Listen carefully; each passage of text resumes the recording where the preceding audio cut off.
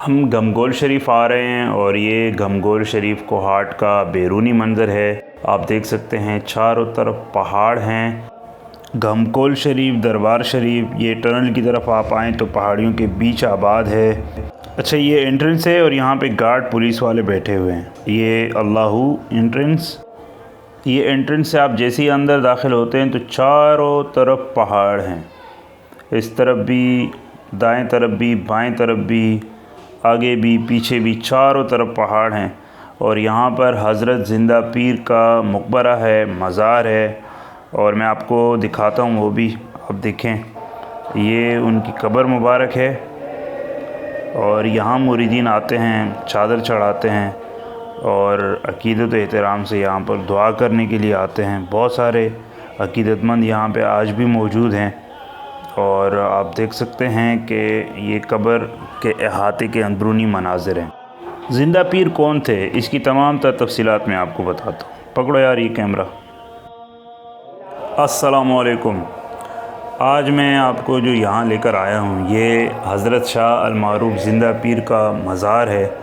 हज़रत शाह अल-मारूफ़ ज़िंदा पीर 1912 को जंगल खेल कोहाट का एक गांव है, वहाँ पे पैदा हुए और आपके वालिद जो थे हज़रत ग़ुलाम रसूल शाह साहब, वो भी एक बहुत बड़ी हस्ती मानी जाती थी। उनका सिलसिला तरीक़त हज़रत अजमेर शरीफ इंडिया से मिलता है और कहा यह जाता है कि हज़रत ख्वाजा ज़िंदा पीर पहले इमाम अली उल हक़ के पास गए, जो कि पंजाब में सियालकोट में थे। उन्होंने फिर इनसे कहा कि आप मोड़ा शरीफ तशरीफ़ ले जाएं, ख्वाजा कासिम मोड़ी साहब के पास। वहाँ पे उनकी एक ही मुलाकात हुई थी। ख्वाजा कासिम मोड़ी साहब से एक मुलाकात करने के बाद 1952 में हज़रत शाह हज करने चले गए और फिर वहाँ पर हज के दौरान रोज़े शरीफ पर हाज़िरी दी। वहाँ से नबी करीम हज़रत मोहम्मद मुस्तफ़ा सल्लल्लाहु अलैहि वसल्लम का इन्हें इशारा मिलता है कि आप गमगोल शरीफ चले जाएं। तो ये यहाँ आ गए। हज़रत ख्वाजा ज़िंदा पीर के जो अक़ीदतमंद थे वो ज़्यादातर एबटाबाद में थे। तो यहाँ गमगोल शरीफ में जब ये तशरीफ़ ले आए तो पहाड़ की गार में रहने लगे और 3 दिन बाद इन्हें आवाज़ आई कि आप बाहर निकलें गार से। जब ये बाहर निकले तो फिर लोगों का एक सिलसिला शुरू हो गया और कहते हैं कि 1952 में एक चिड़िया के लिए यहाँ पानी नहीं था। सारे चारों तरफ पहाड़ हैं और अभी भी आबादी नहीं है, सिर्फ सिवाय इस गमगोल शरीफ के मज़ार के चारों तरफ कुछ भी नहीं है। तो इमेजिन करें कि उस वक्त ना सोशल मीडिया था, ना यूट्यूब था, ना फेसबुक था, ना टीवी का इतना उरूज था और लोग दूर दराज। यहाँ दरबार शरीफ में ज़िक्र होता है अल्लाह का, 24 घंटे ज़िक्र जारी है, तिलावत जारी है। आइए मैं आपको अपने साथ लेकर चलूँ। ये गमगोल शरीफ दरबार शरीफ है और इसके साथ यहाँ आप साइड पे देखें तो ये यानी जो भी पीर साहब से मुलाकात करने के ख्वाहिशमंद हैं तो वो इस रूम में मुलाकात करते हैं। यहाँ पर पीर साहब के पोते बैठते हैं आजकल। ये हम मस्जिद की तरफ रवां दवा हैं और साथ में ये साथी पूछ रहा था तो उनको बताया। अच्छा, ऊपर आएँ, ऊपर मैं आपको दिखाता हूँ।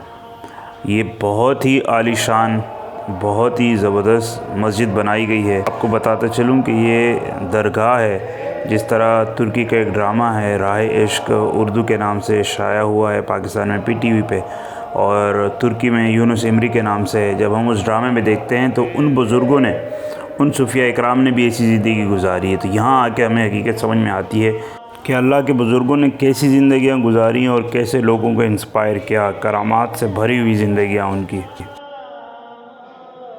और अगर हम इस तरफ आएँ तो ये आप देख रहे हैं कि ये जो जगह है उर्स वाले दिनों में ये बहुत ज़्यादा तादाद में जब लोग आ जाते हैं तो यहाँ पर ठहरते हैं। और सामने वज़ू ख़ाना है, वहाँ भी आपको लेके चलेंगे और अंदर चलते हैं। आपको बताते चलें अंदरूनी मनाज़िर हैं। ये अभी हॉल बनाया गया है उर्स में आने वालों अक़ीदतमंदों के लिए। आगे आपको बताता चलूँ कि ये पर्सनल पोस्ट ऑफिस है दरबार आलिया का और यहाँ पे दरबार शरीफ का अपना पोस्ट ऑफिस है और साथ में कोई 200 कमरे इस तरफ हैं रहने के लिए फ़र्स्ट फ्लोर पे, सेकंड पे, और दूसरे जो है कुछ कमरे इस तरफ भी हैं, यानी 200-300 कमरे यहाँ पर भी हैं फ़र्स्ट फ्लोर पे और ग्राउंड फ्लोर पे। अच्छा, आप देख लीजिएगा कि मतलब कितने बड़े इंतज़ामात हैं साथ में।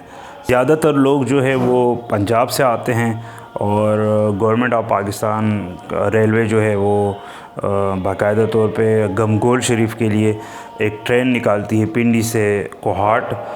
आएँ आपको मज़ीद दिखाएं। ये वाशरूम की सहूलत है, कोई 400-500, और वज़ू ख़ाने भी काफ़ी ज़्यादा तादाद में हैं, तो कोई परेशानी वाली बात नहीं है।